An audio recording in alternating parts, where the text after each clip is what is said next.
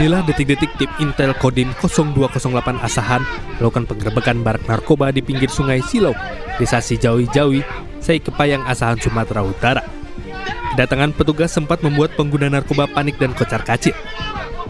Petugas yang tak kehilangan buruannya langsung mengepung lokasi dan langsung menyergap para terduga pelaku penyalahgunaan narkoba. Saat dilakukan pemeriksaan di sekitar lokasi, petugas menemukan puluhan alat hisap sabu atau bong dan puluhan bungkusan klip berisi sabu dan ganja kering siap pakai. Tidak hanya itu, petugas menyita senjata tajam dan senapan angin dari lokasi. Selanjutnya para pelaku dibawa ke Makodim 0208 Asahan untuk pemeriksaan lebih lanjut. Dari informasi yang kami dapat di lapangan dari anggota kami memang betul. Kami merencanakan nunggu setelah air surut. Tapi airnya pasang, kami pun sudah menyiapkan satu tim di darat, satu tim di sungai untuk mengantisipasi apabila mereka melompat atau membuang barang bukti barang-barang tersebut. Ada berapa orang yang diamankan dan DD-nya apa aja Pak, barang buktinya? Baik, terima kasih. Yang diamankan itu ada 19 orang. Untuk prianya 18, wanita 1. Barang bukti yaitu 20 paket sabu-sabu dengan berat 10,2 gram. Guna pemeriksaan lebih lanjut, sebanyak 19 orang terduga penyalahguna narkoba diserahkan ke Mapolres Asahan beserta barang bukti narkoba. Dari Asahan, Sumatera Utara, Ulil Amri, iNews melaporkan. Keluarga salah satu korban kebakaran Glodok Plaza mendatangi lokasi untuk mengamankan kendaraan milik korban. Langkah ini dilakukan setelah kendaraan tersebut viral di media sosial.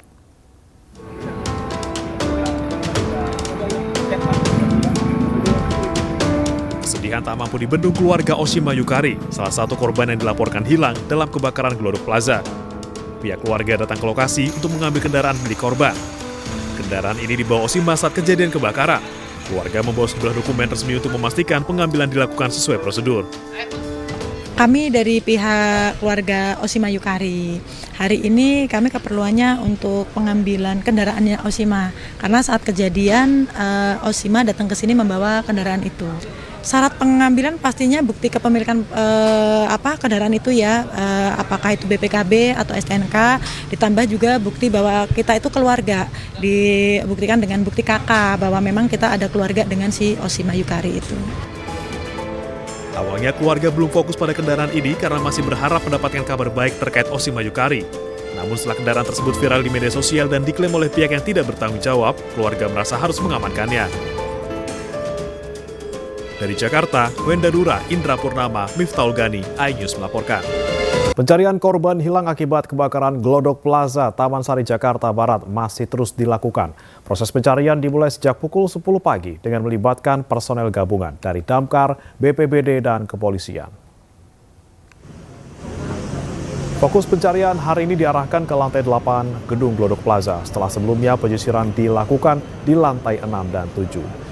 42 tim gabungan dari Damkar, kepolisian, dan BPBD dikerahkan untuk menyisir dan mencari korban.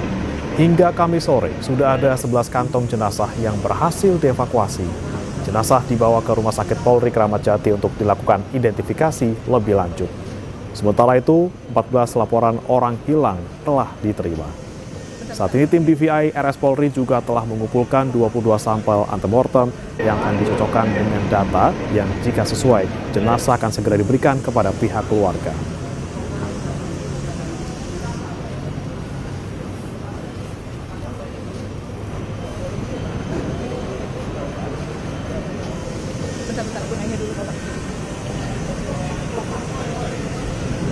Informasi lainnya pemirsa, Presiden Prabowo Subianto berangkat ke New Delhi, India pada Kamis sore. Prabowo akan menghadiri sejumlah acara termasuk perayaan Hari Republik. Prabowo berangkat bersama sejumlah delegasi. Sejumlah menteri juga telah berada di India untuk menuntaskan berbagai kerjasama. Selama di India, Prabowo akan melakukan pertemuan bilateral dengan Presiden India Draupadi Murmu dan Perdana Menteri India Narendra Modi. Bahkan Prabowo juga diundang untuk hadir sebagai tamu kehormatan pada perayaan ke-76 Hari Republik India pada 26 Januari 2025.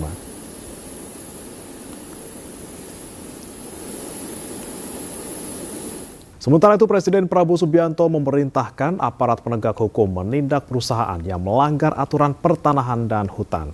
Prabowo menegaskan pemerintah tidak akan memberi perlakuan khusus kepada siapapun. Kemudian saya juga sudah memberi keputusan kepada unsur penegak hukum, Jaksa Agung, BPKP, Kapolri, dan Panglima TNI untuk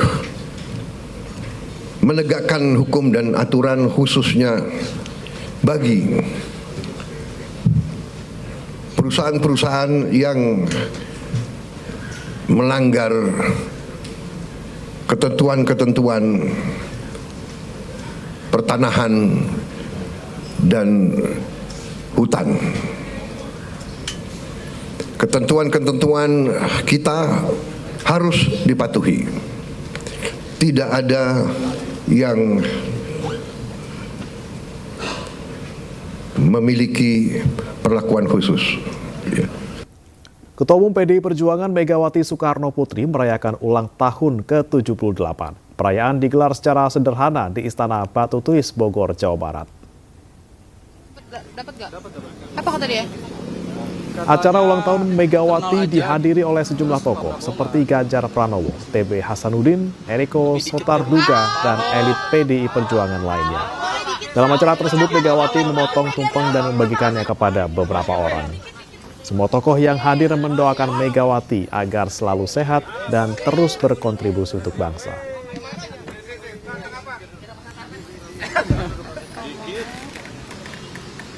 Informasi lainnya pemirsa, masyarakat anti korupsi mendatangi kantor KPK pada Kamis siang.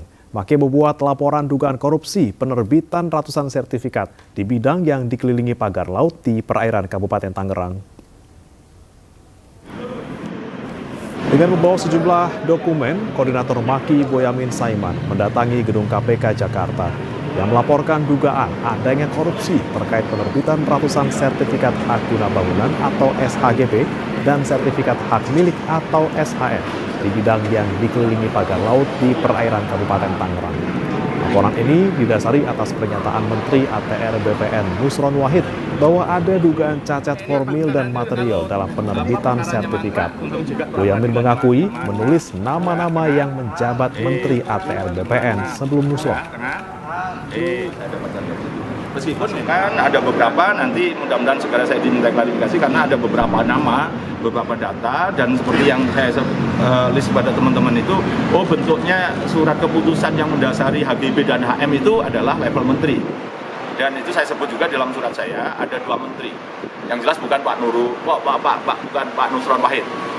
Jadi yang sebagian besar Menteri A, yang 10-an persen Menteri B. Ya, pokoknya A ini yang sebelumnya gitu, bukan A itu Agus Harimurti, bukan. Artinya yang menteri awal itu menandatangani sekitar 90% dari 200 sekian tadi. Yang 10% menteri setelahnya. Sementara itu, proses pembongkaran pagar laut di Pantai Tanjung Pasir, Tangerang, Banten kembali dilanjutkan hari ini. Cuaca di sekitar lokasi terpantau mendung dan berangin kencang. Tugas gabungan dari TNI Angkatan Laut, Kementerian Kelautan dan Perikanan, Bakamla hingga nelayan sejak pukul 8 pagi Kamis tadi kembali membongkar pagar bambu di pesisir utara Tangerang. Kapal dan perahu karet digunakan untuk membongkar pagar yang membentang sepanjang 30 km ini. Sejauh ini sepanjang 5 km bambu sudah dibongkar. Pembongkaran diharapkan bisa rampung dalam 2 hingga 5 hari ke depan.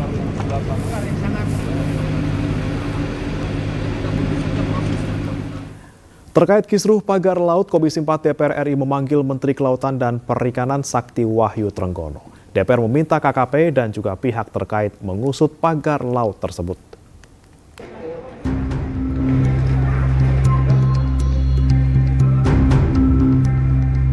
Komisi 4 DPR RI menggelar rapat kerja bersama Kementerian Kelautan dan Perikanan atau KKP buntut dari polemik pagar laut.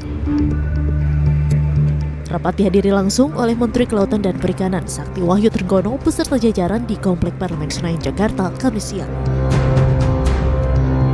Pada rapat kali ini, Komisi 4 DPR RI mengapresiasi langkah KKP dalam upaya melakukan pembongkaran pagar laut di Kabupaten Tangerang. DPR juga meminta KKP untuk segera melakukan konsolidasi dengan pemerintah daerah dan instansi lainnya untuk penegakan hukum dalam kasus pelanggaran pemanfaatan ruang laut. Komisi 4 DPR pun terus mendesak KKP untuk segera menuntaskan investigasi dan pemeriksaan untuk mengungkap pelaku utama atau pihak yang bertanggung jawab atas pembangunan pagar laut sepanjang 30,16 km di Kabupaten Tangerang, Banten. Mencari tahu siapa di bawah belakang ini. Saya maunya secepat-cepatnya. Tadi saya minta juga secepat-cepatnya, tapi dari kementerian karena ini terkait dengan kementerian-kementerian atau lembaga-lembaga lain. Jadi kita beri waktulah Pak Menteri, mudah-mudahan secepat-cepatnya bisa untuk kepentingan rakyat juga gitu. Jadi saya rasa nggak perlu tanpa harus dikasih tahu, kita juga menekankan supaya kementerian tidak perlu takut dengan oligarki. Sementara itu, Menteri KKP Sakti Wahyu Trenggono menyampaikan ada sebanyak 196 kasus pelanggaran pemanfaatan ruang laut yang ditangani oleh KKP. Menteri KKP pun berjanji akan segera mengungkap siapa pelaku utama di balik pemasangan pagar laut di Kabupaten Tangerang secepat mungkin. Kita sedang melakukan investigasi juga ke sana. Perlu diketahui sudah 196 kasus sebenarnya, tapi kan selama ini tidak terekspos oleh media gitu. Nah, kemudian di Jakarta ini menjadi sangat sensitif karena situasinya kan sedemikian rupa ya. Jadi, tapi kan kita juga langsung bertindak. Jadi begitu itu terjadi kita langsung bertindak seperti yang kami janjikan kepada Komisi 4 DPR RI. Kita akan secepat mungkin untuk mengungkap sesuai dengan kewenangan kita. Kewenangan kita adalah memeriksa dari aspek administratif. Sampai tadi keluar satu kesimpulan bahwa ada baiknya juga kemudian undang-undang yang berkaitan dengan kelautan ini kemudian dilakukan sinkronisasi. Sebelumnya, pemasangan pagar laut di Kabupaten Tangerang, Banten ini menuai polemik. Pagar laut bambu yang membentang sepanjang 30,16 km ini sebelumnya sudah dilaporkan sejak bulan Agustus 2024 silam. Dari Jakarta, tim liputan iNews melaporkan. Wakil Ketua DPR RI Sufmi Dasko menyerahkan penyelidikan pelaku pemasangan pagar laut di pantai Tanjung Pasir, Tangerang, Banten kepada Kementerian Kelautan dan Perikanan. Sementara soal sertifikat HGB pagar laut, pihaknya telah mendapat kepastian dari pemerintah yang akan mencabut sertifikat tersebut.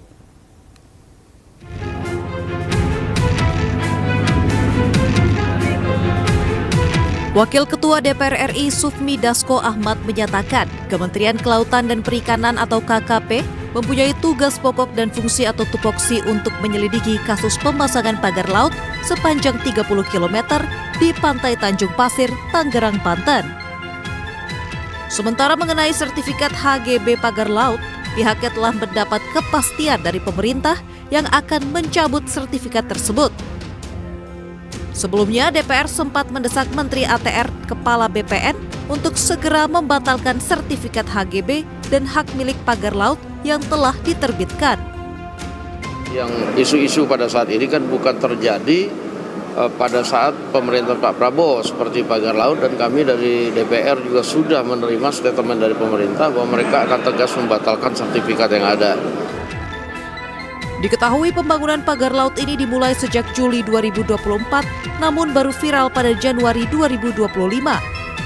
Hingga kini belum ada kepastian siapa pihak yang benar-benar bertanggung jawab atas pembangunan pagar laut di Tangerang ini. Tim Liputan iNews melaporkan. Keberadaan pagar laut di Tangerang, Banten menuai polemik. Pagar bambu sepanjang 30,16 km ini ternyata merupakan sebuah pembatas di mana dalam investigasi pemerintah pusat terdapat sertifikat tanah yang diterbitkan. Sebelah kanannya itu, Ibu Ketua, juga dipagar dengan panjang yang hampir sama dan itu punya swasta. Dan tidak ada izin KKPRL-nya. Saya tanya coba bisik-bisik, ini sudah ada izinnya belum? Teman-teman waktu kita nemeni ke laut, izin Pak, ternyata nggak ada Pak. Polemik pagar laut dengan perizinan kontroversialnya terus dibahas di rapat kerja Komisi 4 DPR RI bersama Kementerian Kelautan dan Perikanan RI. Pagar laut bambu yang membentang sepanjang 30,16 km ini sebelumnya sudah dilaporkan sejak bulan Agustus 2024 silam. Namun mirisnya, di tengah upaya penyegelan dan pembongkaran pagar laut, sejumlah titik ternyata memiliki sertifikat hak guna bangunan dan sertifikat hak milik sebanyak 263 yang diterbitkan di perairan sekitar Tangerang, Banten. Kami membenarkan ada sertifikat yang berseliweran di kawasan pagar laut sebagaimana yang muncul di banyak sosmed tersebut. Jumlahnya 263 bidang dalam bentuk SHGB atas nama PT Intan Agung Makmur sebanyak 234 bidang dan atas nama PT Cahaya Inti Sentosa sebanyak 20 bidang. Namun, tanpa adanya kesesuaian kegiatan pemanfaatan ruang laut atau KKPRL, maka setiap pembangunan akan dianggap ilegal dan akan dikenakan sanksi. Apalagi jika ada sertifikat di dasar laut, maka dipastikan ilegal. Bahwa sudah ada sertifikat yang ada di dalam laut. Saya perlu sampaikan, kalau di dasar laut itu tidak boleh ada sertifikat. Jadi itu sudah jelas ilegal juga. Kita dapatkan data awal ini sejak tahun 2023. Ya tentunya semua yang sudah disahkan ketika itu kan sudah berlaku sebelumnya begitu. Tetapi juga memang ada ketentuan sebelum 5 tahun. Kalau memang ternyata ada yang tidak sesuai, baik itu ada yang tidak sesuai atau cacat baik prosedur maupun material, apalagi kalau ada cacat hukumnya, itu maka harus segera dievaluasi, bahkan dicabut apakah itu SHM atau HGB, dan kita akan lihat secara utuh. Pemerintah tegas akan melakukan pembongkaran pagar laut di Tangerang yang memang sudah dimulai sejak Senin 18 Januari 2025. Karena dipastikan sertifikat di luar garis pantai, apalagi dalam bentuk bukan tanah adalah cacat prosedur dan material. Tidak boleh di dalam luar garis pantai itu menjadi private property. Karena yang namanya pantai adalah common land. Kalau toh dia bentuknya tanah, apalagi ini bentuknya tidak tanah, maka itu adalah tidak bisa disertifikasi. Karena itu kami memandang bahwa sertifikat tersebut yang di luar garis pantai adalah cacat prosedur, cacat material. Pembongkaran melibatkan TNI Angkatan Laut, Kementerian Kelautan dan Perikanan, serta ribuan nelayan setempat. Dari Jakarta, Tim Liputan iNews melaporkan. Pemirsa, Direktorat Tindak Pidana Ekonomi Khusus Bareskrim Polri kembali menyita aset para tersangka penipuan dan penggelapan serta TPPU kasus Net 89. Penyidik menyita 11 mobil mewah senilai 15 miliar rupiah serta uang tunai sebesar 52,5 miliar rupiah.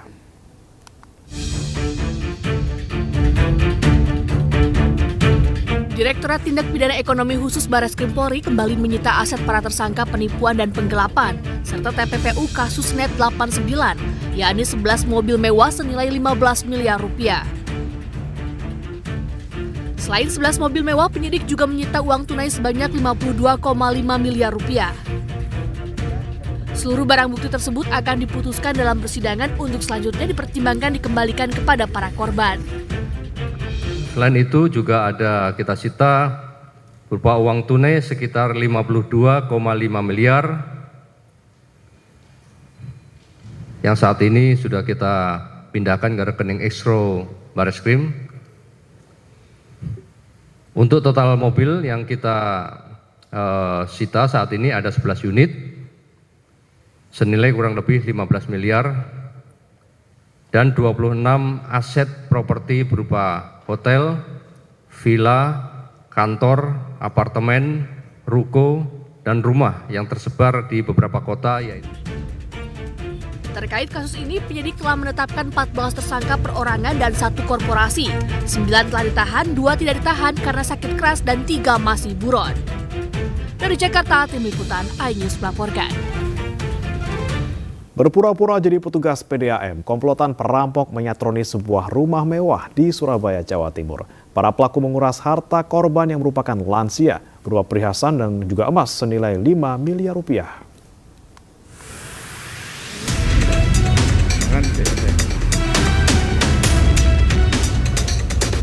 Kasus perampokan menimpa sebuah rumah yang dihuni pasangan lansia di Jalan Ahmad Jais, Surabaya, Jawa Timur. Pelaku yang berjumlah 4 orang datang dan mengaku sebagai petugas PDAM yang akan memeriksa meteran air di dalam rumah. Korban yang tak curiga mempersilahkan 2 pelaku masuk ke dalam rumah. Sementara 1 pelaku lain masuk secara menyelinap dan 1 lainnya berjaga di luar rumah. Korban kemudian mendapat telepon dari saudaranya dan saat itulah para pelaku beraksi. Sejumlah perhiasan serta emas batangan seberat 1 kilogram dengan nilai lebih dari 5 miliar rupiah raib dibawa kabur. Yang hilang apa, Bu? Ya perhiasan. Perhiasan? Berlian atau apa, Bu? Ya perhiasan, mas-masan. Berapa? Mbak, soalnya punyanya orang lebih dari 1. Sampai 1 kilo, Bu? Lebih dari 1 kilo? Lebih. Kan punya saya, punya adik saya, punya tante saya, punya ponakan saya, orang Batu. Korban sudah melaporkan kasus ini ke Polsek Genteng, Surabaya. Sementara polisi kini tengah menyelidiki dan memburu para pelaku. Dari Surabaya, Jawa Timur, Rahmat Ilyasan, iNews melaporkan. Seorang petugas keamanan sebuah perumahan di Sidoarjo, Jawa Timur, nekat mencambuli seorang bocah perempuan berusia 8 tahun. Ironisnya, korban adalah anak warga perumahan tersebut.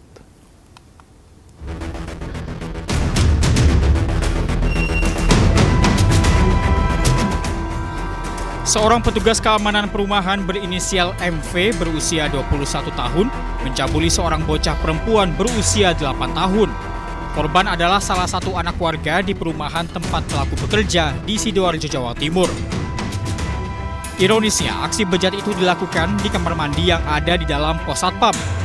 Pelaku mengaku nekat mencabuli korban yang masih duduk di kelas 3 SD ini karena nafsu akibat sering menonton video porno. Dalam melakukan aksinya, pelaku membujuk korban agar mau masuk ke pos security untuk diberi mainan. Namun begitu masuk pos security, korban diajak masuk kamar mandi dan dicabuli oleh pelaku. Aksi bejat pelaku ini sendiri terungkap setelah korban melapor ke orang tuanya dan kemudian ditindaklanjuti oleh petugas kepolisian. Pelaku bertemu dengan korban di sebuah perumahan. Korban diodayu di sebuah kamar mandi, di hadiah.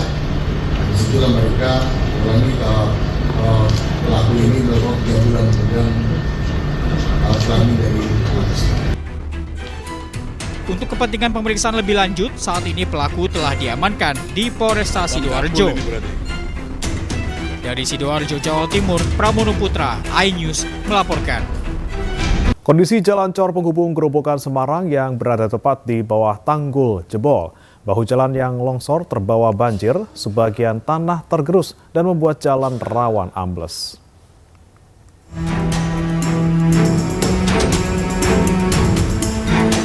Akses Grobogan menuju Semarang dan sebaliknya yang sebelumnya sempat lumpuh selama 2 hari akibat jebolnya tanggul Sungai Tuntang di Desa Tinanding, Kecamatan Godong, Grobogan, Jawa Tengah, hari ini mulai berangsur normal.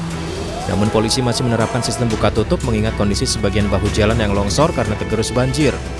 Selain itu, kondisi tanah di bawah jalan cor sebagian juga ikut hanyut yang bisa berpotensi jalan bergerak serta amblas. Agar jalan tidak licin dan aman dilewati, beberapa petugas damkar yang didatangkan dari Demak, Jawa Tengah melakukan penyemprotan seluruh tanah yang menempel di ruas jalan.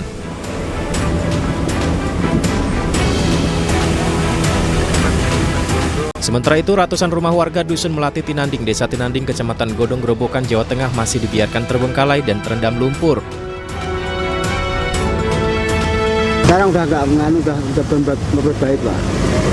Sudah agak baik ya. Untuk kondisi rumah gimana? Oh, nggak apa-apa. untuk banjir sudah dibersihkan di dalam rumah? Belum salah belum tuh. Belum dibersihkan tadi berarti? Belum. Kondisi rumah masih kotor banjir? Masih kotor. Kenapa nggak dibersihin sekalian, Pak? Ya kan ini susah, airnya kan susah, Pak. Kemarin listrik mati sekalian. Saat ini kendaraan yang melintas dari arah Grobogan menuju Semarang atau Jakarta dialihkan menuju jalur alternatif Dempet Demak, Jawa Tengah. Dari Grobogan, Jawa Tengah, Rustaman Nusantara, iNews melaporkan.